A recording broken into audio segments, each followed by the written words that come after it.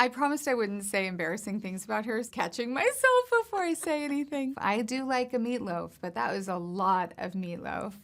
Wow, it was brilliantly bonkers. Didn't know what to expect. Came out loving dogs even more than I loved them before. Oh, good. How were you after filming this? Were you just exhausted? Because this looked like it took everything. I was very exhausted, yes. Thank you for asking. I felt like but it was very cathartic at the same time, sort of working through this sort of female rage and this sort of loss of identity, kind of working through all of those things. It was cathartic. What's the reaction been like from women who have children? Are they thanking you for just letting everyone know, just kind of the reality? There's been a lot of people who feel really seen on a lot of different spectrums. People who talk to me about their experience with their postpartum mental health. Women who just find joy in remembering that time or great relief that they're out of it. And then the most unexpected is people coming up to me and saying, it makes me think of my mom. And that, of course, as a mom, that really touches me. Yeah, that definitely makes me feel emotional. Yeah. In regards to being a mum of a 14-year-old, yeah. Are you going to let her see it? Like, what's... Eventually. Right now, it's like it's pretty much okay, but there's just a couple scenes where, no. Pretty cool, be like, my mum turns into a dog. Yeah, I mean, I promised I wouldn't say embarrassing things about her, so if I'm just catching myself before I say anything. But I love how real you are as a woman. The chin hair, I was rejoicing. That is mine. And, that was mine. And it was a cracker. It was a good one, yeah.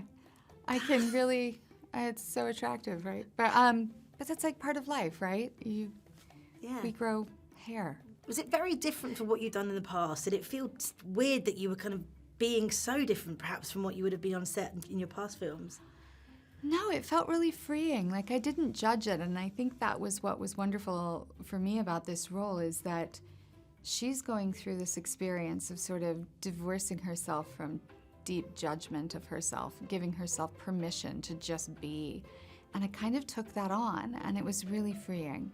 I loved it. And the ingrowing hair and the period blood in the shower was just like rejoicing, the fact that looked so real. It happens, right? And it was just so, honestly, I couldn't believe how good it looked. It really did look so normal. Yeah. And men in the cinema were gasping, and all the women are going, oh my God, that looks really good. Yeah, there have been conversations around that that have been really interesting. But I'm glad the conversations are happening, because it is so normal for women to have that experience that I don't know why it feels so taboo to talk about or to see. And I love the way that you insist on joy. I think we need to encourage that more.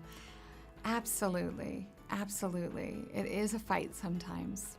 And have you found that you've taken this into your real life? You've learnt things from the book, from the script, from the character? Yeah, absolutely.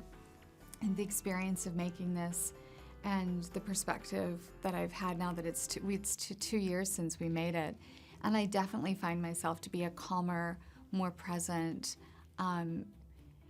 focusing on gratitude, but doing in a way that isn't dismissing struggle, that they can both exist at the same time. Yeah, and how incredible that you're releasing this film, you have a daughter, and she's got that to look at, and as a measurement for her happiness in her life. And it's really...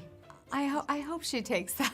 I hope she gets to that point in her life where she isn't just like cringing at her mom. That'll be great. But you've done some cool things up until now that she definitely won't have cringed at, right? Yeah, I'm trying to think. She really liked Arrival. I finally let her see that about a year ago.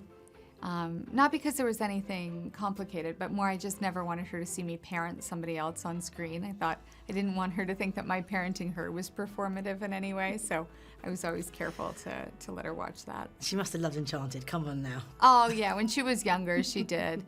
But I think it was always weird for her to get lost in the fantasy when it was me. She'd be like, "You're acting silly, Mom."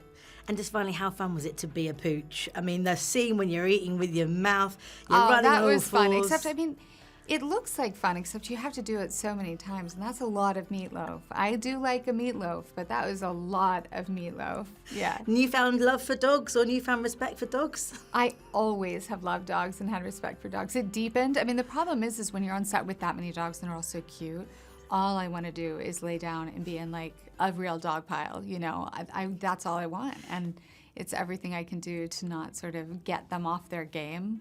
because I can't distract them from their work. Maybe next move is a dog kennel. You could open one of those. Dog sanctuary. Exactly. I love that. Amy, thank you so much. Thank I loved you. it, and I really hope it does incredibly well. Thank you. I with the appreciate awards.